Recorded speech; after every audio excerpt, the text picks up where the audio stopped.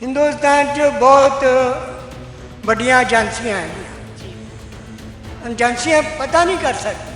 ये दसो तुसी सानू पुछदे हो मीडिया वाले। ਪਹਿਲਾਂ ਉਹਨਾਂ ਨੂੰ ਗੱਦਾਰ ਬਣਾ ਦਿੱਤਾ ਤੇ ਕਾਫੀ ਉਹਨਾਂ ਨੂੰ ਕਠਿਨਾਈਆਂ ਦਾ ਸਾਹਮਣਾ ਕਰਨਾ ਪਿਆ, ਗ੍ਰਿਫਤਾਰ ਵੀ ਹੋਏ ਹੋ। ਉਸ ਤੋਂ ਬਾਅਦ ਹੁਣ ਉਹਨਾਂ ਦੀ ਡੈਥ ਤੋਂ ਬਾਅਦ ਸਾਰੇ ਹੀ ਉਹਨਾਂ ਨੂੰ ਆਪਣਾ ਵੀਰ, ਆਪਣਾ ਭਰਾ ਤੇ ਯੋਧਾ ਦੱਸ ਰਹੇ ਨੇ। ਸਾਰੇ ਹੀ ਕਹਿ ਰਹੇ ਨੇ ਕਿ ਹਾਂਜੀ ਉਹੀ ਅਸੀਂ ਉਹਨਾਂ ਦੇ ਨਕਸ਼ੇ ਕਦਮ ਤੇ ਚੱਲਾਂਗੇ। ਕੀਤਾ ਇੱਕ ਸਾਡਾ ਖੱਡਾ ਆ ਜੀ, ਸਾਡੇ ਪੰਜਾਬ ਦਾ ਨਿਸ਼ਾਨ ਆ, ਸਾਡੇ ਗੁਰੂਆਂ ਦਾ ਨਿਸ਼ਾਨ ਆ ਜੀ। ਜੇ ਉੱਤੇ ਨਾ ਵੀ ਅਸੀਂ ਤਾਂ ਉਹਨੂੰ ਬਹੁਤ ਵਾਰੀ ਜਿੱਤਿਆ ਹੋਇਆ। देखो जी जी गड्डी दे एक्सीडेंट होया जो तस्वीर दिखा रहे हैं मीडिया वाले, उस तो लगता एक्सीडेंट है। बाकी जी नाल कुड़ी बैठी होंगी उन्होंने ज़्यादा पता होगा एक्सीडेंट किमें होया। जिमें वो कह रहे कुड़ी भी मेरी अख लगी थी, मैं सुत्ती पई सी, फिर तो वह कसूर नहीं कढ़ सकते भी क्या होया किमें घटना वापरी। जो सुत्ती पई सुत्ते पे बंदा तो मरिया बराबर होंगे, उन्होंने कुछ नहीं कह सकते है कि मेरा अपना यूट्यूब चैनल है, वो उत्ते भी मैं यही गल कही सी भी एक मर्डर है, एक जे देखा जाए तो किसी तरह भी एक्सीडेंट नहीं, लेकिन उन्होंने प्लांट किया गया। 3 दिन सरकार जी है ना भारत सरकार ते ना कोई प्रदेशक सरकार इस देश के विच सी। 3 दिन भारत छुट्टी ते सी जे देखा जाए तो ਉਹਦੇ ਵਿੱਚ ਜੇ 84 ਦੇ ਵਿੱਚ ਇਹ ਚੀਜ਼ ਨਾ ਹੋਈ ਹੁੰਦੀ ਅੱਜ ਇਹ ਕੰਟੀਨਿਊਟੀ ਨਹੀਂ ਹੋਣੀ ਸੀ। ਜਿਹੜੇ ਦੇਸ਼ਾਂ ਦੇ ਵਿੱਚ 0% ਕ੍ਰਾਈਮ ਹੈ ਉੱਥੇ ਤੁਸੀਂ ਇੰਡੀਅਨ ਪੁਲਿਸ ਫੋਰਸ ਭੇਜ ਦਿਓ। ਮੈਂ ਕਈ ਚੈਨਲਾਂ ਤੋਂ ਇਹ ਗੱਲ ਕਹੀ ਹੈ, ਔਰ ਉੱਥੇ 1000% ਜਿਹੜਾ ਕ੍ਰਾਈਮ ਰੇਟ ਇੱਕ ਹਫ਼ਤੇ ਦੇ ਵਿੱਚ ਆ ਜਾਏਗਾ।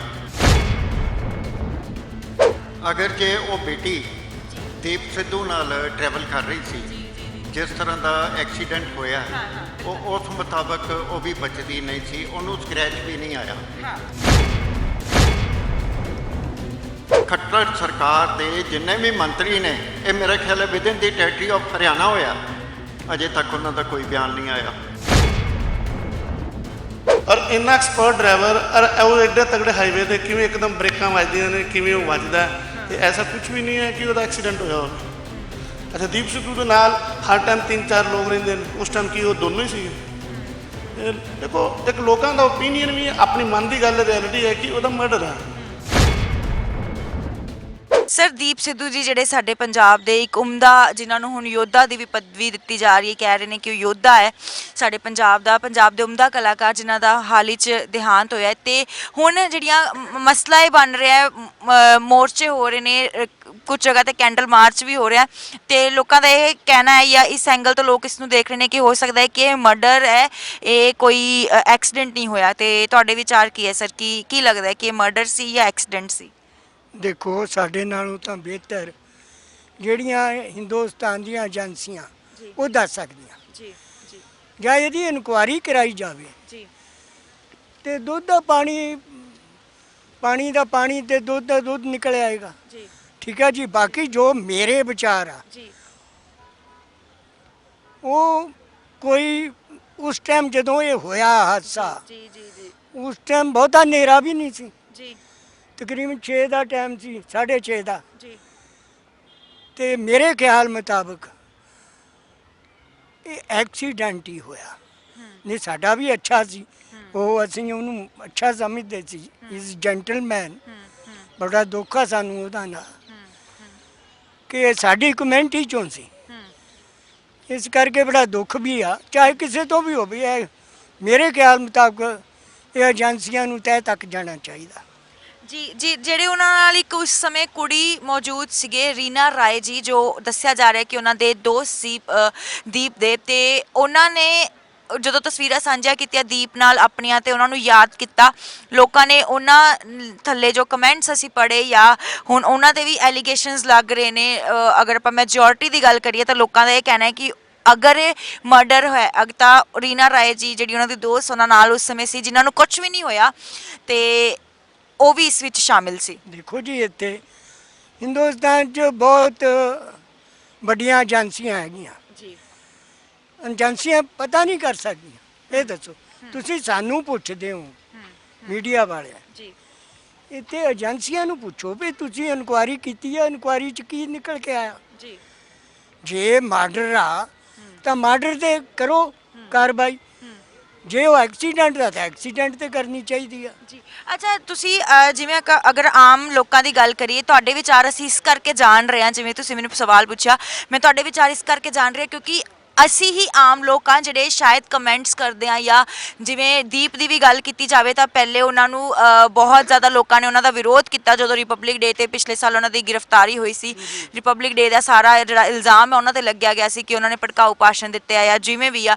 ਉਸ ਤੋਂ ਬਾਅਦ ਹੁਣ ਉਹੀ ਲੋਕ ਹੈ, ਅਸੀਂ ਆਮ ਲੋਕ ਆ ਜਿਨ੍ਹਾਂ ਨੇ ਉਹਨਾਂ ਨੂੰ ਮਰਨ ਤੋਂ ਬਾਅਦ ਯੋਧਾ ਵੀ ਬਣਾ ਦਿੱਤਾ ਹੈ। ਸੋ ਇਸ ਕਰਕੇ ਆਮ ਲੋਕਾਂ ਦੇ ਵਿਚਾਰ ਜਾਣਨੇ ਬੜੇ ਜ਼ਰੂਰੀ ਹੁੰਦੇ ਆ ਕਿ ਤੁਹਾਡਾ ਕੀ ਹੁੰਦਾ। ਹੁਣ ਜਿਵੇਂ ਜਿਵੇਂ ਮੈਂ ਗੱਲ ਕੀਤੀ ਕਿ ਪਹਿਲਾਂ ਉਹਨਾਂ ਨੂੰ ਗੱਦਾਰ ਬਣਾ ਦਿੱਤਾ ਤੇ ਕਾਫੀ ਉਹਨਾਂ ਨੂੰ ਕਠਿਨਾਈਆਂ ਦਾ ਸਾਹਮਣਾ ਕਰਨਾ ਪਿਆ, ਗ੍ਰਿਫਤਾਰ ਵੀ ਹੋਏ ਉਹ। ਉਸ ਤੋਂ ਬਾਅਦ ਹੁਣ ਉਹਨਾਂ ਦੀ ਡੈਥ ਤੋਂ ਬਾਅਦ ਸਾਰੇ ਹੀ ਉਹਨਾਂ ਨੂੰ ਆਪਣਾ ਵੀਰ, ਆਪਣਾ ਭਰਾ ਤੇ ਯੋਧਾ ਦੱਸ ਰਹੇ ਨੇ। ਸਾਰੇ ਹੀ ਕਹਿ ਰਹੇ ਨੇ ਕਿ ਹਾਂਜੀ ਉਹੀ ਅਸੀਂ ਉਹਨਾਂ ਦੇ ਨਕਸ਼ੇ ਕਦਮ ਤੇ ਚੱਲਾਂਗੇ। ਦੇਖੋ ਇਹ ਕੋਈ ਮਸਲਾ ਨਹੀਂ, ਉਦੋਂ ਕਿਸਾਨ ਅੰਦੋਲਨ ਸੀਗਾ। ਜੀ ਬਹੁਤ ਸਾਰੇ ਜਿਹੜੇ ਯੂਥ ਆ ਉਹ ਭੜਕ ਗਏ ਉੱਤੇ, ਪੁਲਿਸ ਦਾ ਫੇਲੀਅਰ ਸੀ। ਜੀ ਜਿਹੜੇ ਉਧਰ ਲਾਲ ਕਿਲੇ ਵੱਲ ਗਏ ਆ ਜੀ ਉਹ ਪੁਲਿਸ ਦਾ ਫੇਲੀਅਰ ਸੀ ਜਾਂ ਬੀਜੇਪੀ ਸਰਕਾਰ ਦੀ ਮਿਲੀ ਭੁਗਤ ਸੀ ਕਿ ਉਹਨਾਂ ਨੂੰ ਉੱਥੇ ਕਿਉਂ ਜਾਣ ਦਿੱਤਾ। ਜੀ ਜੇ ਚਲੇ ਵੀ ਗਏ ਆ ਤਾਂ ਉਹਨਾਂ ਨੇ ਕੀ ਕੀਤਾ ਵਿਚਾਰਿਆਂ ਨੇ ਕੀਤਾ। ਇੱਕ ਸਾਡਾ ਖੰਡਾ ਆ, ਜੀ ਸਾਡੇ ਪੰਜਾਬ ਦਾ ਨਿਸ਼ਾਨ ਆ, ਸਾਡੇ ਗੁਰੂਆਂ ਦਾ ਨਿਸ਼ਾਨ ਆ। ਜੀ ਜੇ ਉੱਥੇ ਲਾ ਵੀ ਅਸੀਂ ਤਾਂ ਉਹਨੂੰ ਬਹੁਤ ਵਾਰੀ ਜਿੱਤਿਆ ਹੋਇਆ, ਜੀ ਪੰਜਾਬ ਨੇ ਬਹੁਤ ਵਾਰੀ ਜਿੱਤ ਹਾਸਲ ਕੀਤੀ ਆ ਉਸ ਜਗ੍ਹਾ ਤੇ, ਜੀ ਉੱਥੇ ਬੜੀ ਵਾਰੀ ਝੰਡੇ ਝੁੱਲੇ ਆ। ਜੀ ਤੇ ਇਸ ਕਰਕੇ ਕੋਈ ਇਹ ਵੱਡੀ ਗੱਲ ਨਹੀਂ ਹੈ, ਜੀ ਇਹ ਕੋਈ ਵੱਡੀ ਗੱਲ ਨਹੀਂ ਹੈ ਕਿ ਉੱਥੇ ਜੀ ਤਿਰੰਗਾ ਨਾਲ ਹੀ ਸੀ, ਜੀ। ਤਿਰੰਗੇ ਨੂੰ ਤਾਂ ਹੱਥ ਨਹੀਂ ਲਾਇਆ, ਜੀ ਤਿਰੰਗੇ ਨੂੰ ਕਿਸੇ ਨੇ ਨਹੀਂ ਹੱਥ ਲਾਇਆ। ਜੀ ਤੇ ਬਾਕੀ ਜੋ ਮਰਜ਼ੀ ਹੁਣ ਕਹੀ ਜਾਣ ਜੀ, ਜਾਣ ਵਾਲਾ ਚਲਾ ਗਿਆ, ਜੀ ਵਧੀਆ ਬੰਦਾ ਸੀ, ਜੀ ਅੱਛਾ ਸੀ। ਜੀ ਥੈਂਕ ਯੂ ਤੇ ਸੋ ਉਹਨੇ ਮਚ। ਜੋ ਕੀਤਾ ਉਹ ਵਧੀਆ ਕੀਤਾ, ਉਹਨੇ ਜੋ ਉੱਥੇ ਕੀਤਾ ਉਹ ਵੀ ਵਧੀਆ ਕੀਤਾ। ਪਰ ਜੋ ਏਜੰਸੀਆਂ ਦੀ ਉਹਦੇ 'ਚ ਜ਼ਿਆਦਾ ਹੱਥ ਸੀਗਾ, ਜੀ ਜੇ ਉਹਨੂੰ ਭੇਜਿਆ ਉੱਥੇ ਤਾਂ ਕਿਉਂ ਭੇਜਿਆ। ਸਰ ਜਿਵੇਂ ਕਿ ਤੁਸੀਂ ਜਾਣਦੇ ਹੋਣੇ, ਥੋੜੇ ਦਿਨ ਪਹਿਲਾਂ ਦੀਪ ਸਿੱਧੂ ਜੀ ਜਿਹੜੇ ਕਿ ਸਾਡੇ ਕਿਸਾਨੀ ਮੋਰਚੇ 'ਚ ਕਿਸਾਨ ਅੰਦੋਲਨ ਵੇਲੇ ਬੜੇ ਜਿਨ੍ਹਾਂ ਨੇ ਵੱਧ ਚੜ ਕੇ ਹਿੱਸਾ ਲਿਆ, ਅੱਗੇ ਰੈਲੀਆਂ ਕਰਾਈਆਂ, ਅੱਗੇ ਖੜੇ ਸੀ, ਉਹਨਾਂ ਦਾ ਹੁਣੇ ਦੇਹਾਂਤ ਹੋਇਆ ਬੀਤੀ ਦਿਨੀ। ਤੇ ਬਹੁਤ ਚੰਗੇ ਅਦਾਕਾਰ ਸੀ ਤੇ ਹੁਣ ਬਹੁਤ ਸਾਰੇ ਲੋਕਾਂ ਦਾ ਇਹ ਕਹਿਣਾ ਹੈ, ਕਿਉਂਕਿ ਜੋ ਉਹਨਾਂ ਨੂੰ ਸੱਚੇ ਦਿਲੋਂ ਪਿਆਰ ਕਰਦੇ ਸੀ ਉਹਨਾਂ ਦਾ ਇਹ ਹੈ, ਜੋ ਉਹਨਾਂ ਨੂੰ ਮੰਨਦੇ ਸੀ ਕਿ ਇਹ ਇੱਕ ਮਰਡਰ ਹੈ। ਤੇ ਕੀ ਲੱਗਦਾ ਕਿ ਇਹ ਇੱਕ ਐਕਸੀਡੈਂਟ ਹੈ ਜਾਂ ਮਰਡਰ ਹੈ? ਦੇਖੋ ਜੀ, ਜਿਹੜੀ ਗੱਡੀ ਦੇ ਦਾ ਐਕਸੀਡੈਂਟ ਹੋਇਆ ਵਾ, ਜਿਹੜੇ ਤਸਵੀਰਾਂ ਦਿਖਾ ਰਹੇ ਆ ਮੀਡੀਆ ਵਾਲੇ, ਉਸ ਤੋਂ ਤਾਂ ਲੱਗਦਾ ਐਕਸੀਡੈਂਟ ਹੈ। ਜੀ ਬਾਕੀ ਜਿਹੜੀ ਨਾਲ ਕੁੜੀ ਬੈਠੀ ਹੋਊਗੀ ਉਹਨੂੰ ਜ਼ਿਆਦਾ ਪਤਾ ਹੋਊਗਾ ਐਕਸੀਡੈਂਟ ਕਿਵੇਂ ਹੋਇਆ। ਜੀ ਕਿਉਂਕਿ ਉਹ ਕੁੜੀ ਦਾ ਤਾਂ ਇਹ ਕਹਿਣਾ ਹੈ ਕਿ ਉਹ ਸੁੱਤੀ ਪਈ ਸੀ ਤੇ ਉਹਦੀ ਅੱਖ ਹੀ ਨਹੀਂ ਖੁੱਲੀ।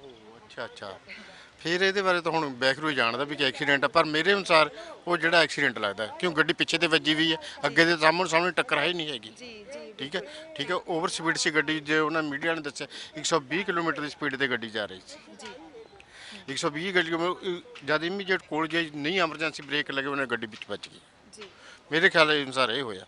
ਜੀ ਸੋ ਜਿਵੇਂ ਕਿ ਮੈਂ ਪਹਿਲਾਂ ਵੀ ਇੱਕ ਸਵਾਲ ਪੁੱਛਿਆ ਕਿ ਅਸੀਂ ਹੀ ਉਹ ਆਮ ਲੋਕ ਹੁੰਨੇ ਆ ਜਾਂ ਜਿਹੜੇ ਲੋਕ ਫੇਸਬੁੱਕ ਜਾਂ ਸੋਸ਼ਲ ਮੀਡੀਆ ਤੇ ਕਮੈਂਟਸ ਦੇ ਥੱਲੇ ਅਸੀਂ ਹੀ ਕਿਸੇ ਨੂੰ ਰੱਬ ਵੀ ਬਣਾ ਦਿੰਨੇ ਆ ਤੇ ਇੱਕ ਮਿੰਟੋ ਮਿੰਟ ਹੀ ਲਾ ਵੀ ਦਿੰਨੇ ਆ। ਉਹੀ ਸ਼ਾਇਦ ਦੀਪ ਨਾਲ ਵੀ ਹੋਇਆ ਸੀ ਕਿ ਜਦੋਂ ਰਿਪਬਲਿਕ ਡੇ ਤੇ ਉਹ ਲਾਲ ਕਿਲੇ ਵਾਲੀ ਗੱਲ ਹੋਈ ਸੀ ਤਾਂ ਉਸ ਤੋਂ ਬਾਅਦ ਉਹਨਾਂ ਨੂੰ ਸਾਰਿਆਂ ਨੇ ਕਾਫੀ ਕੁਝ ਕਮੈਂਟਾਂ 'ਚ ਲੋਕਾਂ ਨੇ ਬੜਾ ਬੁਰਾ ਭਲਾ ਕਿਹਾ ਤੇ ਉਹੀ ਲੋਕ ਨੇ ਹੁਣ ਜਿਹੜੇ ਕਮੈਂਟਾਂ ਵਿੱਚ ਉਹਨਾਂ ਲਈ ਇਨਸਾਫ ਮੰਗ ਰਹੇ ਨੇ ਤੇ ਉਹਨਾਂ ਨੂੰ ਯੋਧਾ ਦੀ ਪਦਵੀ ਦੇ ਰਹੇ ਨੇ। ਸੋ ਕੀ ਲੱਗਦਾ ਕਿ ਇਹ ਜਿਹੜਾ ਲੋਕ ਹੁੰਦੇ ਨੇ ਇੱਕ ਮਿੰਟ 'ਚ ਰੱਬ ਬਣਾ ਦੇਣਾ ਤੇ ਇੱਕ ਮਿੰਟ 'ਚ ਹੀ ਹੈ ਨਾ ਕੁਝ ਹੋਰ ਬਣਾ ਦੇਣਾ, ਤੇ ਇਹਦੇ ਬਾਰੇ ਕੀ ਖਿਆਲ ਹੈ? ਮੈਡਮ ਗੱਲ ਇਹ ਹੈਗੀ ਆ ਵੀ ਜਿਹੜਾ ਦੀਪ ਸਿੱਧੂ ਸੀ, ਜਦ ਉਹਨੇ 26 ਜਨਵਰੀ ਨੂੰ ਉੱਥੇ ਝੰਡਾ ਚਲਾਇਆ ਲਾਲ ਕਿਲੇ ਤੇ, ਉਹਨਾਂ ਨੇ ਤਿਰੰਗੇ ਨੂੰ ਕੁਛ ਨਹੀਂ ਕਿਹਾ।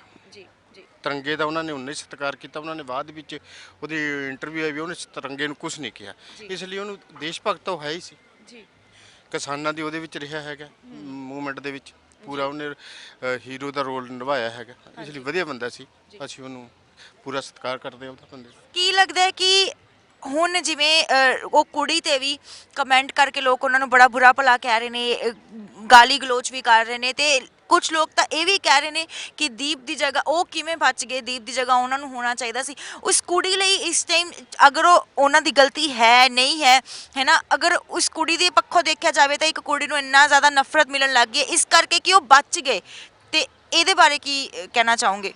ਨਹੀਂ, ਜਿਵੇਂ ਉਹ ਕਹਿ ਰਹੇ ਕੁੜੀ ਵੀ ਮੇਰੀ ਅੱਖ ਲੱਗੀ ਤੇ ਮੈਂ ਸੁੱਤੀ ਪਈ ਸੀ, ਫਿਰ ਤਾਂ ਆਪਾਂ ਉਹਦਾ ਕਸੂਰ ਨਹੀਂ ਕੱਢ ਸਕਦੇ ਹੈਗੇ ਵੀ ਕੀ ਹੋਇਆ, ਕਿਵੇਂ ਘਟਨਾ ਵਾਪਰੀ ਹੈ। ਹਾਂਜੀ, ਜੋ ਸੁੱਤੀ ਪਈ ਸੀ, ਸੁੱਤੇ ਪਿਆ ਬੰਦਾ ਤਾਂ ਮਰਿਆ ਬਰਾਬਰ ਹੁੰਦਾ ਹੈਗਾ, ਉਹਨੂੰ ਕੁਝ ਨਹੀਂ ਕਹਿ ਸਕਦੇ ਹੈਗੇ ਵੀ ਉਹ ਕਿਵੇਂ ਹੋਇਆ ਹੈ। ਸਾਡੇ ਨਾਲ ਦੋ ਐਡਵੋਕੇਟਸ ਜੁੜ ਗਏ ਨੇ ਤੇ ਜਿਨ੍ਹਾਂ ਬਾਰੇ ਅਸੀਂ ਗੱਲ ਕਰ ਰਹੇ ਹਾਂ, ਦੀਪ ਸਿੱਧੂ ਜੀ ਉਹ ਵੀ ਖੁਦ ਇੱਕ ਐਡਵੋਕੇਟ ਸੀ।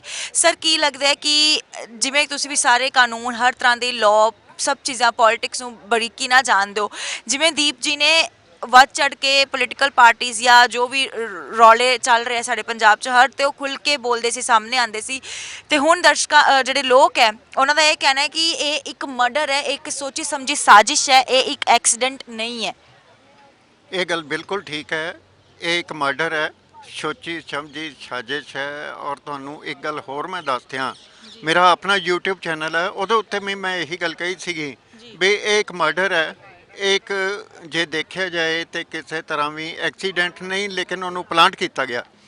ਸਾਡੀ ਪੁਲਿਸ ਜਿਹੜੀ ਹੈ ਉਹ ਇੰਨੀ ਕੁ ਪਰਫੈਕਟ ਹੈ ਪਲਾਂਟ ਕਰਨ 'ਚ, ਕੋਈ ਵੀ ਕੇਸ ਜਾਂ ਕੋਈ ਵੀ ਕਿਸੇ ਕੇਸ ਨੂੰ ਸਾਫ਼ ਕਰਨ ਦੇ ਵਿੱਚ, ਜਿਵੇਂ ਵਾਈਪਰ ਤੋਂ ਸ਼ੀਸ਼ਾ ਸਾਫ਼ ਕਰ ਦਿੰਦਾ ਨਾ, ਇਦਾਂ ਸਾਫ਼ ਕਰ ਦਿੰਦੇ ਆ ਉਹ ਇੰਨਾ ਕੁ ਵਧੀਆ ਕਰ ਦਿੰਦੇ ਆ। ਔਰ ਸਾਡਾ ਸਿਸਟਮ ਜਿਹੜਾ 2002 ਦੇ ਗੋਧਰਾ ਕਾਂਡ ਦੇ ਜਿਹੜੇ ਹੋਏ ਸੀਗੇ ਸੁਪਰੀਮ ਕੋਰਟ ਦੇ ਆਰਡਰ ਰੀਇਨਵੈਸਟੀਗੇਸ਼ਨ ਦੇ, ਉਹਨਾਂ ਉੱਤੇ ਕੋਈ ਕੋਰਟ ਜਿਹੜੀ ਹੈ ਸੰਗਿਆਨ ਨਹੀਂ ਲੈਂਦੀ, ਕੋਈ ਕੋਰਟ ਉਹਦੇ ਤੇ ਕਾਰਵਾਈ ਨਹੀਂ ਕਰਦੀ। ਔਰ ਜੇ ਇਹ ਕਿਹਾ ਜਾਏ ਸਿਸਟਮ ਫੇਲਿਅਰ ਹੈ, ਯੈਸ ਇਟ ਇਜ਼ ਕਰੈਕਟ। 1984 ਜਦੋਂ ਸਿੱਖਾਂ ਦੀ ਨਸਲਕੁਸ਼ੀ ਹੋਈ ਸੀ, ਕਿਸੇ ਕੋਰਟ ਨੇ ਸੰਗਿਆਨ ਲਈ ਸੀ ਲਿਆ। 3 ਦਿਨ ਸਰਕਾਰ ਜਿਹੜੀ ਹੈ, ਨਾ ਭਾਰਤ ਸਰਕਾਰ ਤੇ ਨਾ ਕੋਈ ਪ੍ਰਦੇਸ਼ਕ ਸਰਕਾਰ ਇਸ ਦੇਸ਼ ਦੇ ਵਿੱਚ ਸੀ। 3 ਦਿਨ ਭਾਰਤ ਛੁੱਟੀ ਤੇ ਸੀ ਜੇ ਦੇਖਿਆ ਜਾਏ ਤੇ।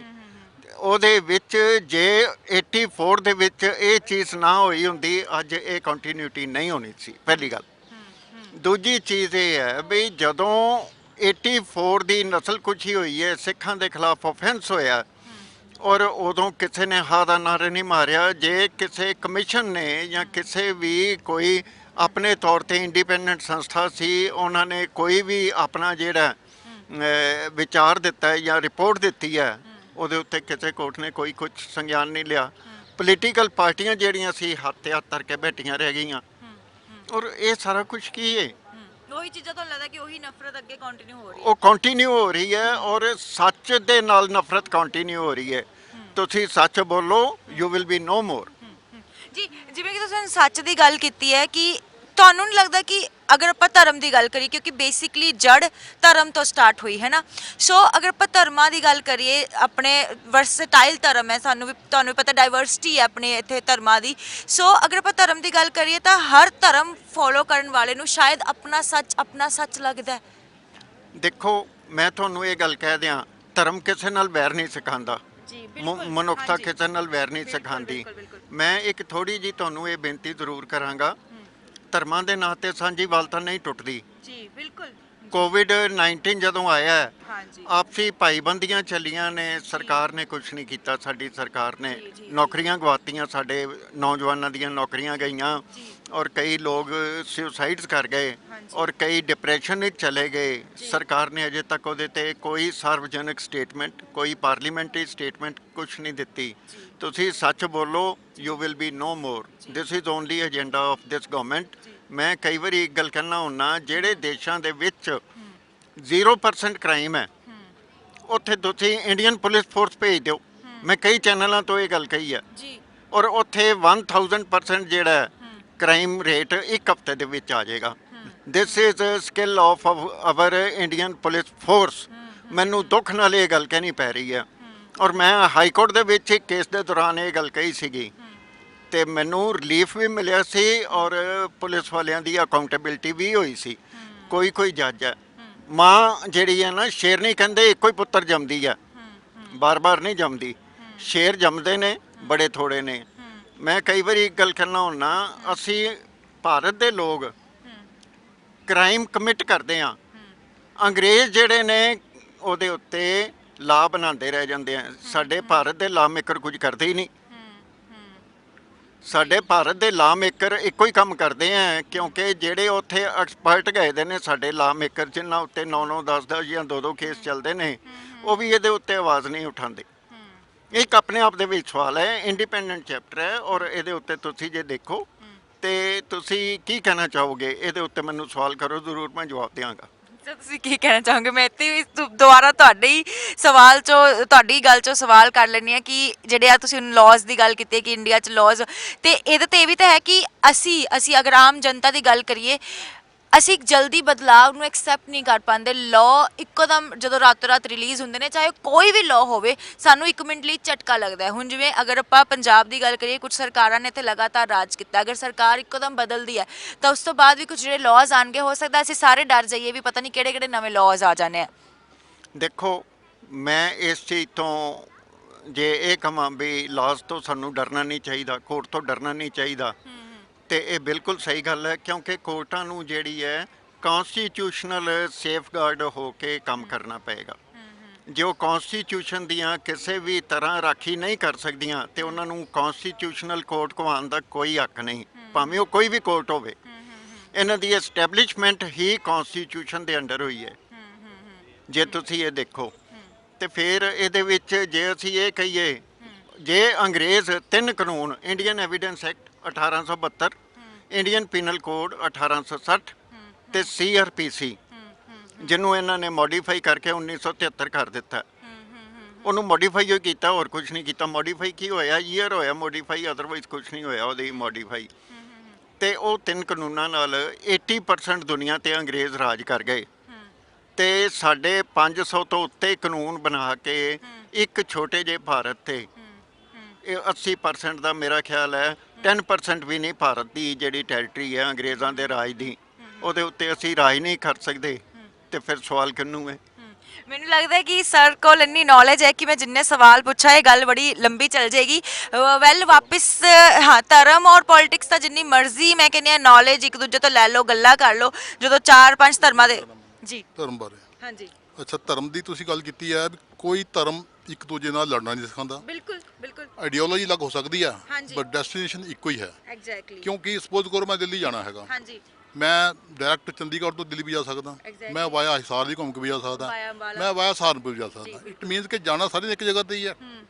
ਦੂਸਰੀ ਗੱਲ, ਹੁਣ ਹਿੰਦੂ ਧਰਮ ਨੂੰ ਲੈ ਲਓ, ਉਹ ਮੰਨਦੇ ਨੇ ਬ੍ਰਹਮਾ ਵਿਸ਼ਨੂੰ ਮਹੇਸ਼, ਬਿਲਕੁਲ 3 ਪਾਵਰਸ ਮੰਨਦੇ ਨੇ, ਇੱਕ ਹਾਂਜੀ। ਪੈਦਾ ਕਰਦਾ, ਇੱਕ ਪਾਲਦਾ, ਇੱਕ ਉਹਦਾ ਡਿਸਟਰੋਇਰ ਹੈ। ਬਿਲਕੁਲ ਹੁਣ ਬਿਲਕੁਲ ਕ੍ਰਿਸਚੈਨਿਟੀ ਹੈ, GOD, ਇੱਕ ਜਨਰੇਟਰ ਹੈ, ਇੱਕ ਆਰਗੇਨਾਈਜ਼ਰ ਹੈ, ਇੱਕ ਡਿਸਟਰੋਇਰ ਹੈ। ਬਿਲਕੁਲ ਸਿਮਿਲਰਲੀ ਮੁਸਲਿਮਸ ਆ 786 ਨੂੰ ਦੇ ਉਹ ਮੰਨਦੇ ਹੈਗੇ ਨੇ। ਹਾਂਜੀ। ਅਗਰ ਟੋਟਲ ਕਰੀਏ 21 ਬੰਦਾ, ਹਾਂਜੀ। ਇੱਕ ਦੋ ਦੋ ਤਿੰਨ, ਉਹ ਵੀ 3 ਪਾਵਰ ਮੰਨਦੇ। ਫਿਰ ਲੜਾਈ ਕਿਸ ਚੀਜ਼ ਦੀ ਹੈਗੀ ਹੈ?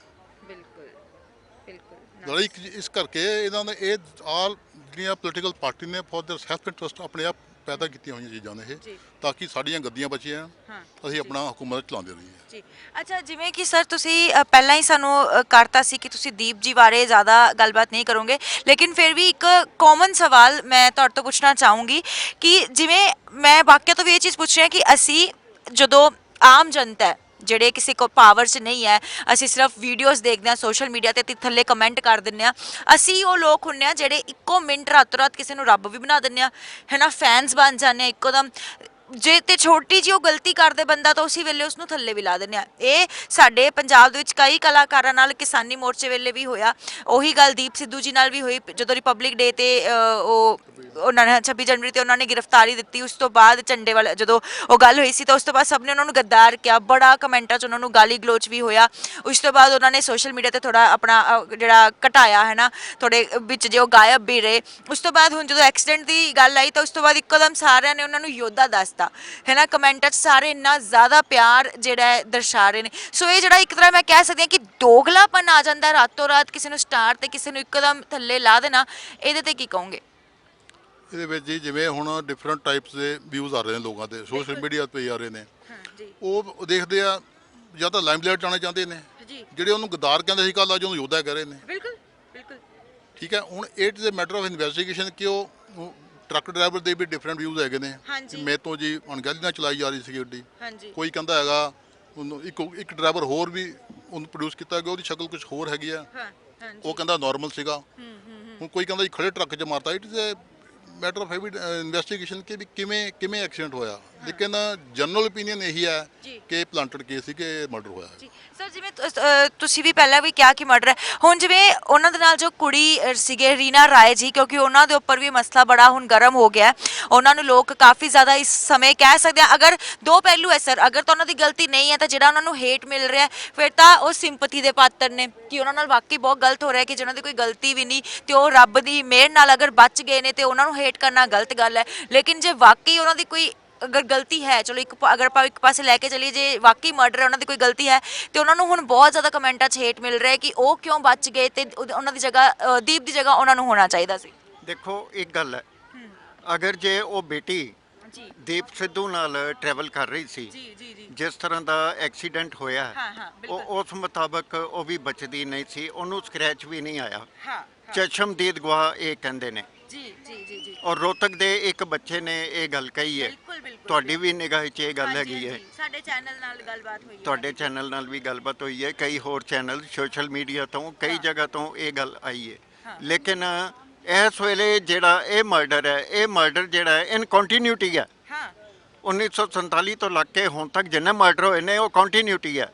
ਇੱਕ ਵਰਡ ਹੈ ਮਿਸਟਰੀ, ਜੀ MYSTERY, ਮਿਸਟਰੀ, ਤੇ ਇੱਕ ਹੁੰਦਾ ਮਿਸਟੀਰੀਅਸ ਸਰਕਮਸਟੈਂਸਿਸ। ਜੀ ਜੀ ਜੀ ਜੀ ਜੀ ਇਹ ਦੋਨਾਂ ਦਾ ਸੁਮੇਲ ਹੈ। ਅੱਛਾ ਅੱਛਾ ਜੀ ਜੇ ਇਹ ਕਿਹਾ ਜਾਏ ਕਿ ਜਿਹੜੇ ਚਸ਼ਮਦੀਦ ਗਵਾਹ ਨੇ ਜੀ। ਅੱਜ ਹਨ ਕੱਲ ਨਹੀਂ ਹੋਣਗੇ, ਹਾਂ ਤਾਂ ਇਹ ਵੀ ਇੱਕ ਭਾਰਤ ਸਰਕਾਰ ਦੇ ਲੋਕਤੰਤਰ ਦੇ ਉੱਤੇ ਬੜਾ ਵੱਡਾ ਸਵਾਲ ਹੈ। ਹਾਂ ਜੀ ਕੀ ਸਾਡਾ ਲੋਕਤੰਤਰ ਇੰਨਾ ਕੁ ਕਮਜ਼ੋਰ ਹੋ ਚੁੱਕਾ ਹੈ ਕਿ ਅਸੀਂ ਤੰਤਰ ਮੰਤਰ ਦੀ ਪ੍ਰਣਾਲੀ ਦੇ ਵਿੱਚ ਹੀ ਗਵਾਚ ਕੇ ਰਹਿ ਗਏ ਹਾਂ? ਕੀ ਅਸੀਂ ਆਪਣੀਆਂ ਸਾਂਝਾਂ ਭੁੱਲ ਕੇ ਰਹਿ ਗਏ ਹਾਂ? ਕੀ ਸਾਨੂੰ ਇਸ ਚੀਜ਼ ਦਾ ਕੋਈ ਹੱਕ ਨਹੀਂ ਕਿ ਅਸੀਂ ਆਪਣੀਆਂ ਭਾਈਬੰਦੀਆਂ ਪੁਗਾ ਸਕੀਏ? ਕੀ ਸਾਨੂੰ ਇਸ ਗੱਲ ਦਾ ਕੋਈ ਹੱਕ ਨਹੀਂ ਕਿ ਮਾਨਯੋਗ ਸੁਪਰੀਮ ਕੋਰਟ ਜਿਹੜੀ ਹੈ ਉਹ ਵੀ ਇਹਦੇ ਤੇ ਅੱਖਾਂ ਮੀਟ ਕੇ ਬੈਠੇ ਜਾਂ ਨਾ ਬੈਠੇ? ਇਹ ਇੱਕ ਸਵਾਲ ਹੈ ਆਪਣੇ ਆਪ ਦੇ ਵਿੱਚ। ਖੱਟਰ ਸਰਕਾਰ ਦੇ ਜਿੰਨੇ ਵੀ ਮੰਤਰੀ ਨੇ, ਇਹ ਮੇਰੇ ਖਿਆਲ ਹੈ within the territory of Haryana ਹੋਇਆ, ਅਜੇ ਤੱਕ ਉਹਨਾਂ ਦਾ ਕੋਈ ਬਿਆਨ ਨਹੀਂ ਆਇਆ। ਫਿਰ ਇਹ ਕੀ ਹੈ? ਇਹ ਸਾਜ਼ਿਸ਼ ਨਹੀਂ ਤੇ ਹੋਰ ਕੀ ਹੈ? ਇਹ ਐਸੇ ਸਵਾਲ ਨੇ ਕਿਸੇ ਵੀ ਟ੍ਰਿਬਿਊਨਲ ਜਾਂ ਕਮਿਸ਼ਨ ਦੇ ਦਾਇਰੇ ਵਿੱਚ ਨਹੀਂ ਆਉਣਗੇ, ਇਹ ਲੋਕਾਂ ਦੇ ਦਾਇਰੇ ਵਿੱਚ ਆਉਣਗੇ। ਔਰ ਕਿਸੇ ਮੀਡੀਆ ਨੇ ਜੇ ਗੱਲ ਕਰਨੀ ਹੈ ਇਹਦੇ ਤੇ ਸਿਰਫ ਸੋਸ਼ਲ ਮੀਡੀਆ ਜਿਹੜਾ ਇਹਦੇ ਤੇ ਗੱਲ ਕਰੇਗਾ, ਕੋਈ ਹੋਰ ਨਹੀਂ ਕਰੇਗਾ। ਸਰ ਤੁਹਾਡਾ ਨਾਮ? ਬਲਵਿੰਦਰ ਵਿਰਕ। ਸਰ ਦੀਪ ਸਿੱਧੂ ਜੀ ਦਾ ਹੁਣੇ ਦੇਹਾਂਤ ਹੋਇਆ, ਇਸ ਗੱਲ ਤੋਂ ਤੁਸੀਂ ਚੰਗੀ ਤਰ੍ਹਾਂ ਵਾਕਿਫ ਹੋਵੋਗੇ ਤੇ ਹੁਣ ਐਂਗਲ ਜਾਂ ਅਗਰ ਆਪਾਂ ਗੱਲ ਕਰੀਏ ਸਟੋਰੀ ਲਾਈਨ ਇਸ ਤਰ੍ਹਾਂ ਬਣ ਰਹੀ ਹੈ ਕਿ ਇਹ ਹੁਣ ਇੱਕ ਮਰਡਰ, ਲੋਕਾਂ ਨੂੰ ਲੱਗ ਰਿਹਾ ਕਿ ਇਹ ਮਰਡਰ ਹੈ, ਸੋਚੀ ਸਮਝੀ ਸਾਜ਼ਿਸ਼ ਹੈ, ਪਲੋਟ ਕੀਤਾ ਗਿਆ ਸੀ ਸਾਰਾ ਕੁਝ। ਸੋ ਤੁਹਾਨੂੰ ਕੀ ਲੱਗਦਾ ਹੈ ਕਿ ਇਹ ਐਕਸੀਡੈਂਟ ਹੈ ਜਾਂ ਮਰਡਰ ਹੈ? ਦੇਖੋ ਐਜ਼ ਏ ਹਿਊਮਨ ਸਾਨੂੰ ਇਹ ਨਹੀਂ ਕਿ ਮੇਰੇ ਕੁਝ ਮੈਂ ਨਾ ਦੀਪ ਸਿੱਧੂ ਨੂੰ ਜ਼ਿਆਦਾ ਥੋੜਾ ਜਾਣਦਾ, ਕਿਸਾਨ ਹੋਣ ਦੇ ਨਾਤੇ ਮੈਨੂੰ ਪਤਾ ਸੀ ਕਿ ਦੀਪ ਸਿੱਧੂ ਨੇ ਉਸ ਅੰਦੋਲਨ ਦੇ ਵਿੱਚ ਬੜਾ ਅੱਛਾ ਰੋਲ, ਪੋਜ਼ਿਟਿਵ ਰੋਲ ਅਦਾ ਕੀਤਾ। ਉਹਦੇ ਵਿੱਚ ਕੁਝ ਨਹੀਂ ਕਿ ਨੈਗੇਟਿਵ, ਲੋਕਾਂ ਨੇ ਨੈਗੇਟਿਵ ਕਿਹਾ ਬਟ ਨੈਗੇਟਿਵ ਨਹੀਂ, ਪੋਜ਼ਿਟਿਵ ਰੋਲ ਸੀ। ਦੈਨ ਗੱਲ ਆਉਂਦੀ ਹੈ ਐਕਸੀਡੈਂਟ ਦੇ। ਐਕਸੀਡੈਂਟ ਦੇ ਵਿੱਚ ਕੋਈ ਜਿਹੜੇ ਕਲੂ ਨੇ ਕਿ ਦੇਖੋ ਉਹ ਲੜਕੀ ਨੂੰ ਇੱਕ ਨੋਟ ਸਿੰਗਲ ਖਰੋਚ ਵੀ ਨਹੀਂ ਆਉਂਦੀ ਹੈ ਨਾ, ਔਰ ਇੰਨਾ ਐਕਸਪਰਟ ਡਰਾਈਵਰ, ਔਰ ਉਹ ਐਡੇ ਤਗੜੇ ਹਾਈਵੇ ਤੇ ਕਿਵੇਂ ਇੱਕਦਮ ਬ੍ਰੇਕਾਂ ਵੱਜਦੀਆਂ ਨੇ, ਕਿਵੇਂ ਉਹ ਵੱਜਦਾ, ਤੇ ਐਸਾ ਕੁਝ ਵੀ ਨਹੀਂ ਹੈ ਕਿ ਉਹਦਾ ਐਕਸੀਡੈਂਟ ਹੋਇਆ ਹੋਵੇ। ਅੱਛਾ, ਦੀਪ ਸਿੱਧੂ ਦੇ ਨਾਲ ਹਰ ਟਾਈਮ 3-4 ਲੋਕ ਰਹਿੰਦੇ ਨੇ, ਉਸ ਟਾਈਮ ਕੀ ਉਹ ਦੋਨੋਂ ਹੀ ਸੀਗੇ? ਦੇਖੋ ਇੱਕ ਲੋਕਾਂ ਦਾ ਓਪੀਨੀਅਨ ਵੀ ਹੈ, ਆਪਣੀ ਮਨ ਦੀ ਗੱਲ, ਰਿਐਲਿਟੀ ਹੈ ਕਿ ਉਹਦਾ ਮਰਡਰ ਹੈ, ਕੋਈ ਉਹ ਨਹੀਂ ਹੈ ਕਿ ਉਹਦਾ ਐਕਸੀਡੈਂਟ ਹੈ। ਇੰਨਾ ਉਹਦੀ ਪਿਛਲੀ ਸਟੋਰੀ ਸੁਣੋ, ਇੰਨੇ ਅੱਛੀ ਸਪੀਡ ਡਰਾਈਵਿੰਗ ਕਰਦਾ। ਇਸ ਕਰਕੇ ਸਾਡਾ ਤਾਂ ਓਪੀਨੀਅਨ ਇਹੀ ਹੈ ਕਿ ਉਹਦਾ ਮਰਡਰ ਕੀਤਾ ਗਿਆ। ਲੋਕਾਂ ਨੂੰ ਡਰ ਪੈ ਗਿਆ ਸੀ, ਜਿਹੜੀਆਂ ਬਾਕੀ ਓਪੋਜੀਸ਼ਨ ਵਾਲੀਆਂ ਸੀਗੀਆਂ ਕਿ ਪੰਜਾਬ ਦੇ ਵਿੱਚ ਉਹਦਾ ਰੁਤਬਾ ਵੱਧ ਰਿਹਾ ਸੀ, ਉਹ ਰਿਐਲਿਟੀ ਦੀ ਗੱਲ ਕਰ ਰਿਹਾ ਸੀ, ਲੋਕ ਉਹਨੂੰ ਇਕੁਅਲ ਟੂ ਭਗਤ ਸਿੰਘ ਸਮਝਣ ਲੱਗ ਗਏ ਸਨ। ਬਿਲਕੁਲ ਠੀਕ ਹੈ ਨਾ, ਦੇਖੋ ਉਹਨੂੰ ਗੱਲ ਹੀ ਜਜ਼ਬੇ ਵਾਲੀ, ਉਹਦਾ ਕੋਈ ਇੰਟਰਵਿਊ ਤਿਆਰੀ ਨਹੀਂ ਹੁੰਦੀ ਸੀ, ਜਿੱਥੇ ਮਰਜ਼ੀ ਕੋਈ ਉਹਨੂੰ ਬੋਲਦਾ ਸੀ ਤੇ ਹਰ ਜਵਾਨ ਦੇ ਵਿੱਚ ਐਸਾ ਜਜ਼ਬਾ ਭਰਦਾ ਸੀ ਕਿ ਲੋਕ, ਮੈਂ ਵੀ ਅਗਰ ਉਹਦਾ ਲੈਕਚਰ ਸੁਣ ਰਿਹਾ ਤੇ ਮੈਂ ਵੀ ਇਮੋਸ਼ਨਲ ਹੋ ਜਾਂਦਾ ਸੀ। ਠੀਕ ਹੈ, ਇਸ ਕਰਕੇ ਉਹ ਇੱਕ ਜਜ਼ਬੇ ਵਾਲਾ, ਇੱਕ ਇਕੁਅਲ ਟੂ ਭਗਤ ਸਿੰਘ ਵਾਂਗੂ ਉਹ ਲੋਕੀ ਕੰਪੈਰੀਜ਼ਨ ਕਰਦੇ ਨੇ। ਮੈਂ ਦੁਬਾਰਾ ਕਹਿਣਾ ਤੇ ਹੋਇਆ ਹੀ ਸੀ ਉਹਦੇ 'ਚ ਰਿਐਲਿਟੀ, ਜਿੱਥੋਂ ਲੈਕਚਰ ਲੈਂਦਾ ਸੀ ਲੋਕ ਦੇਖਦੇ ਸੀ। ਦੈਨ ਉਹਨੇ ਸਿਮਰਨਜੀਤ ਸਿੰਘ ਮਾਨ ਨੂੰ ਸਪੋਰਟ ਕੀਤੀ, ਜੋ ਸਿੱਖੀਜ਼ਮ ਦਾ ਸਾਡੇ ਸਰਦਾਰਾਂ ਦਾ ਇੱਕ ਸਰਤਾਜ ਹੈ। ਉਹਨੇ ਦੇਖੋ ਸਾਰੀ ਆਪਣੀ ਲਾਈਫ ਸਿਮਰਨਜੀਤ ਸਿੰਘ ਮਾਨ ਨੇ ਇੱਕ ਸਿੱਖੀਜ਼ਮ ਕਿਤੇ ਆਪਣੀ ਇੱਕ ਧਰਮ ਪਿੱਛੇ, ਇੱਕ ਤਲਵਾਰ ਪਿੱਛੇ ਖਤਮ ਕਰ ਲਈ। ਉਹਨੇ ਆਪਣੇ ਸੀ ਕੁਝ ਕਮਾਇਆ ਨਹੀਂ ਉਸ ਆਪਣੀ ਜ਼ਿੰਦਗੀ 'ਚ, ਤੇ ਉਹ ਉਹਨੂੰ ਸਪੋਰਟ ਕਰ ਰਿਹਾ ਸੀ। ਉਹ ਕਿਸੇ ਤੋਂ ਕੋਈ ਕਹਿੰਦਾ ਸੀ RS ਦਾ ਬੰਦਾ, ਕੋਈ ਕਹਿੰਦਾ ਸੀ ਕਿਸੇ ਦਾ, ਉਹਨੇ ਕਿਸੇ ਨੂੰ ਨਹੀਂ ਕੀਤਾ। ਉਹਨੇ ਸਿਰਫ ਸਿੱਖੀਜ਼ਮ ਦਾ ਜਿਹੜਾ ਸਿੱਖੀਜ਼ਮ ਦੇ ਪੈਰਲਲ ਚੱਲ ਰਿਹਾ ਉਹਨੂੰ ਸਪੋਰਟ ਕੀਤਾ। ਸੋ ਮੇਰਾ ਤਾਂ ਓਪੀਨੀਅਨ ਇਹੀ ਹੈ ਕਿ ਉਹ ਮਰਡਰ ਕਰਾਇਆ ਗਿਆ। ਇਹਨਾਂ ਏਜੰਸੀਆਂ ਤੋਂ ਕਹਿ ਕੇ ਇਹਨਾਂ ਨੂੰ ਇੱਕ ਵਹਿਮ ਪੈ ਗਿਆ ਸੀ ਵੀ ਇਹ ਹੁਣ ਸਾਡੀ ਸਾਰੇ ਪੋਲ ਖੋਲ੍ਹੇਗਾ ਜਾਂ ਇਹ ਸਭ ਤੋਂ ਅੱਗੇ ਹਾਈਲਾਈਟ ਲੈਵਲ ਤੇ ਜਾਏ। ਜੀ ਜਿਵੇਂ ਕਿ ਤੁਸੀਂ ਖੁਦ ਦੱਸਿਆ ਕਿ ਉਹਨਾਂ ਨੇ ਦੀਪ ਨੂੰ, ਕਈਆਂ ਨੇ ਕਿਹਾ ਕਿ ਉਹਨਾਂ ਨੇ ਨੈਗੇਟਿਵ ਰੋਲ ਪਲੇ ਕੀਤਾ ਕਿਸਾਨੀ ਅੰਦੋਲਨ ਵੇਲੇ, ਲੇਕਿਨ ਬਿਲਕੁਲ ਪੋਜ਼ਿਟਿਵ ਰੋਲ ਪਲੇ ਕੀਤਾ ਜਿਵੇਂ ਕਿ ਤੁਸੀਂ ਹੁਣੇ ਕਿਹਾ। ਸੋ ਕੀ ਲੱਗਦਾ ਹੈ ਕਿ ਸਰ ਇਹੀ ਅਸੀਂ ਹੀ ਆਮ ਲੋਕ ਹੁੰਨੇ ਆ ਜੋ ਕਮੈਂਟਾਂ ਦੇ ਰਾਹੀਂ ਜਾਂ ਜਦੋਂ ਵਿਰੋਧ ਕਰਦੇ ਆ ਤੇ ਅਸੀਂ ਹੀ ਆਮ ਲੋਕਾਂ ਨੇ ਉਹਨਾਂ ਨੂੰ ਗੱਦਾਰ ਵੀ ਕਿਹਾ ਹੈ ਨਾ। ਜਦੋਂ ਰਿਪਬਲਿਕ ਡੇ ਤੇ ਉਹਨਾਂ ਦੀ ਗ੍ਰਿਫਤਾਰੀ ਹੋਈ ਕਈ ਮਤਲਬ ਦੋ ਜੁੱਟ ਬਣ ਗਏ ਸੀ, ਜਿਹਦੇ ਵਿੱਚੋਂ ਕੁਝ ਜੁੱਟ ਐਸੇ ਸੀ ਜੋ ਦੀਪ ਜੀ ਦਾ ਵਿਰੋਧ ਮਤਲਬ ਸ਼ਰੇਆਮ ਵਿਰੋਧ ਕਰ ਰਹੇ ਸੀ ਕਿ ਉਹਨਾਂ ਦੀ ਗ੍ਰਿਫਤਾਰੀ ਹੋਣੀ ਚਾਹੀਦੀ ਹੈ। ਉਹ ਬੀਜੇਪੀ ਨਾਲ ਮਿਲੇ ਹੋਏ ਨੇ ਅੰਦਰ ਖਾਤੇ, ਬਹੁਤ ਸਾਰੀ ਗੱਲਾਂ ਉਦੋਂ ਹੋਈਆਂ। ਲੇਕਿਨ ਹੁਣ ਜਦੋਂ ਉਹਨਾਂ ਦੀ ਡੈਥ ਹੋਈ ਹੈ, ਸੋ ਜਿਵੇਂ ਕਹਿੰਦੇ ਨਾ ਕਿ ਮਰੇ ਤੋਂ ਬਾਅਦ ਤਾਂ ਹਰ ਬੰਦੇ ਨੂੰ ਸਾਰੇ ਚੰਗਾ ਕਹਿੰਦੇ, ਸੋ ਉਹੀ ਗੱਲ ਹੋ ਰਹੀ ਹੈ ਦੀਪ ਨਾਲ ਵੀ ਕਿ ਹੁਣ ਸਾਰੇ ਉਹਨਾਂ ਨੂੰ ਯੋਧਾ ਕਹਿ ਰਹੇ ਨੇ। ਇੱਥੋਂ ਤੱਕ ਕਿ ਜਿਵੇਂ ਕਿ ਤੁਸੀਂ ਕਿਹਾ ਭਗਤ ਸਿੰਘ ਨਾਲ ਕੰਪੇਅਰ ਕਰ ਰਹੇ ਨੇ, ਸੰਤ ਭਿੰਦਰਾਂਵਾਲੇ ਜੀ ਨਾਲ ਵੀ ਉਹਨਾਂ ਨੂੰ ਕੰਪੇਅਰ ਕੀਤਾ ਜਾ ਰਿਹਾ ਕਿ 1984 ਚ ਉਹਨਾਂ ਦੇ ਜੋ ਦੇਹਾਂਤ ਹੋਇਆ ਤੇ ਇਹਨਾਂ ਦਾ ਵੀ ਦੇਹਾਂਤ ਹੈ ਨਾ 37 ਇਅਰ ਚ ਉਹਨਾਂ ਦਾ 37 ਚ ਉਹਨਾਂ ਦਾ ਹਾਂ। ਸੋ ਕੀ ਲੱਗਦਾ ਕਿ ਜਿਹੜਾ ਇਹ ਲੋਕਾਂ ਦੇ ਵਿੱਚ ਦੋਗਲਾਪਨ ਹੁੰਦਾ ਹੈ ਕਿ ਇੱਕੋ ਦਮ ਰਾਤੋਂ ਰਾਤ ਸਟਾਰ ਬਣਾ ਦਿੰਦੇ। ਕਮਿਊਨਿਟੀ ਹੈ, ਇਹ ਤੇ ਕਲਚਰ ਹੈ, ਇੰਡੀਆ ਦਾ ਕਲਚਰ ਵੀ ਹੈ, ਵੈਸੇ ਵੀ ਸਾਡੀ ਵੀ ਇੱਕ ਨੇਚਰ ਹੈ ਵੀ ਜਦੋਂ ਦੇਖੋ ਇਹ ਤਾਂ ਪੰਜਾਬੀ ਦੀ ਕਹਾਵਤ ਹੈ ਕਿ ਮਰਿਆਂ ਪਿੱਛੋਂ ਸਾਰੇ ਨੂੰ ਚੰਗਾ ਕਹਿੰਦੇ, ਸਾਰੇ ਚੰਗਾ, ਬਟ ਉਹਦੀ ਦੇਖੋ ਕੁਝ ਰਿਐਲਿਟੀ ਇਫੈਕਟ ਵੀ ਆ ਰਹੇ ਨਾ। ਉਸ ਟਾਈਮ ਕੀ ਸੀ ਕਿ ਇੱਕਦਮ ਉਦੋਂ ਕਿਸਾਨ ਅੰਦੋਲਨ ਦੇ ਖਿਲਾਫ ਸਾਰਾ ਸਿਸਟਮ ਹੋ ਗਿਆ, ਲੋਕੀ ਉਹਨਾਂ ਨੂੰ ਕਿਉਂਕਿ ਉਹ ਸੰਨੀ ਦਿਓਲ ਨਾਲ ਜੁੜਿਆ ਹੋਇਆ ਸੀ, ਲੋਕੀ ਉਸ ਚੀਜ਼ ਨੂੰ ਜੋੜ ਹਰ ਲੋਕ ਕੋਰਲੇਟ ਕਰਦੇ ਨੇ ਇੱਕ ਗੱਲ ਦੇ ਨਾਲ, ਗੱਲ ਨੂੰ ਕੋਰਲੇਟ ਕਰਕੇ ਉਹਨੂੰ ਗੱਦਾਰ ਕਹੇਗਾ। ਬਟ ਜਦੋਂ ਦੇਖੋ ਰਿਐਲਿਟੀ ਆਉਣ 'ਚ, ਸੱਚਾਈ ਆਉਣ 'ਚ ਟਾਈਮ ਲੱਗਦਾ। ਹੁਣ ਇਸ ਸੱਚਾਈ ਤੋਂ ਕੋਈ ਨਹੀਂ ਭੱਜ ਸਕਦਾ। ਜਿਹੜੀਆਂ ਗੱਲਾਂ ਹੁਣ ਆਮ ਪਬਲਿਕ ਚ ਆ ਰਹੀਆਂ ਨੇ, ਦੇਖੋ ਉਹਨੂੰ ਵਕਤ ਨਹੀਂ ਮਿਲਿਆ, ਹੋ ਸਕਦਾ ਉਹਨੂੰ ਵਕਤ ਮਿਲਦਾ ਉਹ ਇਸ ਚੀਜ਼ ਨੂੰ ਹੋਰ ਅੱਛੀ ਤਰ੍ਹਾਂ ਪ੍ਰੂਵ ਕਰਦਾ ਕਿ ਮੈਂ ਗੱਦਾਰ ਨਹੀਂ ਸੀ, ਮੈਂ ਕੌਮ ਵਾਸਤੇ ਨਹੀਂ। ਤੇ ਉਹਨੂੰ ਕੀ ਲੋੜ ਸੀ ਬੰਬੇ ਤੋਂ ਆ ਕੇ ਕਿਸਾਨੀ ਅੰਦੋਲਨ 'ਚ ਪੈਟਣ ਦੀ, ਆਪਣਾ ਕਰੋੜਾਂ ਦਾ ਨੁਕਸਾਨ ਕਰਨ ਦੀ? ਉਹਨੂੰ ਕੀ ਲੋੜ ਸੀ? ਉਹਨੇ ਦੇਖੋ ਬੋਬੀ ਧਾਲੀਵਾਲ, ਕੀ ਨਾਂ ਉਹਦਾ, ਹਨਾ, ਉਹਨੇ ਬੀਜੇਪੀ 'ਚ ਕੀਤਾ ਤੇ ਉਹਦੇ ਖਿਲਾਫ ਹੋ ਗਿਆ। ਨਹੀਂ ਤੇ ਕੈਰੈਕਟਰ ਇੱਕ ਕੁਲੀਗ ਦੇ ਨਾਲ ਇਹਦੀ ਜਲਦੀ ਨਹੀਂ ਕਰਦਾ। ਇਹ ਤਾਂ ਲੱਗਦਾ ਨਾ ਕਿ ਉਹ ਸਿੱਖੀਜ਼ਮ ਪਿੱਛੇ ਮਰਦਾ ਸੀ। ਅਸੀਂ ਤਾਂ ਇਹੀ ਕਹਾਂਗੇ ਜੀ ਉਹਦਾ ਮਰਡਰ ਹੈ ਜੀ। ਇੱਕ ਜਿਵੇਂ ਹੋਰ ਤੁਸੀਂ ਵੀ ਕਿਹਾ ਕਿ ਸਾਰੇ ਗਵਾਹ ਜਿਹੜੇ ਆ ਉਹ ਇਸ ਵੱਲ ਇਸ਼ਾਰਾ ਕਰ ਰਹੇ ਆ ਜਾਂ ਸਾਰੇ ਕਲੂਜ਼ ਜਿਹੜੇ ਆ ਕਿ ਉਹ ਮਰਡਰ ਹੈ। ਇੱਕ ਪਾਸੇ ਸਰ ਦੋ ਪਹਿਲੂ ਹੁੰਦੇ ਆ ਹਰ ਸਿੱਕੇ ਦੇ। ਰੀਨਾ ਰਾਏ ਇੱਕ ਕੁੜੀ ਜਿਹੜੀ ਉਹਨਾਂ ਨਾਲ ਟਰੈਵਲ ਕਰ ਰਹੇ ਸੀ ਤੇ ਉਹ ਕਹਿੰਦੇ ਕਿ ਮੇਰੀ ਅੱਖ ਲੱਗ ਗਈ ਸੀ, ਮੈਨੂੰ ਤਾਂ ਪਤਾ ਨਹੀਂ ਲੱਗਿਆ ਕਿ ਇੰਨਾ ਐਕਸੀਡੈਂਟ ਹੋ ਗਿਆ ਜਾਂ ਜੋ ਵੀ ਹੈ। ਸੋ ਅਗਰ ਦੇਖਿਆ ਜਾਵੇ ਤਾਂ ਦੋ ਪਹਿਲੂ ਹੁੰਦੇ, ਹੋ ਸਕਦਾ ਹੈ ਅਗਰ ਇਹ ਐਕਸੀਡੈਂਟ ਹੈ ਵਾਕਈ ਤਾਂ ਰੀਨਾ ਰਾਏ ਬੇਕਸੂਰ ਨੇ। ਸੋ ਜੋ ਉਹਨਾਂ ਨੂੰ ਹੇਟ ਮਿਲ ਰਿਹਾ ਹੈ, ਨਫ਼ਰਤ ਮਿਲ ਰਹੀ ਹੈ, ਕੁਝ ਲੋਕ ਕਹਿ ਰਹੇ ਨੇ ਕਿ ਉਹਨਾਂ ਨੂੰ ਮਰਨਾ ਚਾਹੀਦਾ ਸੀ।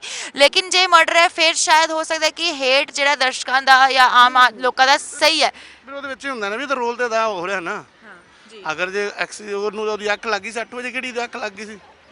ਇੰਦਾ ਹੁੰਦਾ ਨਾ ਕਿ ਰਾਤ ਨੂੰ ਹੁੰਦਾ ਕਿ ਰਾਤੀ 12 ਵਜੇ ਤੋਂ ਬਾਅਦ ਹੁੰਦਾ, ਲੇਟ ਨਾਈਟ ਹੁੰਦੀ ਕਿ ਉਹਦੀ ਅੱਖ ਲੱਗ ਗਈ ਸੀ। ਫਿਰ ਅੱਖ ਲੱਗਣ ਤੋਂ ਬਾਅਦ ਦੇਖੋ ਗੱਡੀ ਕਿੰਨੀ ਡੈਮੇਜ ਹੁੰਦੀ ਹੈ, ਉਹਨੂੰ ਕੁਝ ਹੁੰਦਾ ਹੀ ਨਹੀਂ। ਤੇ ਦੇਖੋ ਉਹ ਵੀ ਕੁਝ ਹੈ ਹੀ ਹੈ, ਲੋਕਾਂ ਦੇ ਸੱਚਾਈ ਹੈ ਜਿਹੜੇ ਲੋਕ ਉਹਨੂੰ ਹੇਟ ਕਰ ਰਹੇ ਨੇ ਜਾਂ ਉਹ ਪੁਆਇੰਟ ਕੱਢ ਰਹੇ ਨੇ, ਕਿਤੇ ਨਾ ਕਿਤੇ ਹੋ ਸਕਦਾ ਇਹ ਵੀ ਜੁੜੀ ਹੋਵੇ। Thank you so much sir. Thank you sir.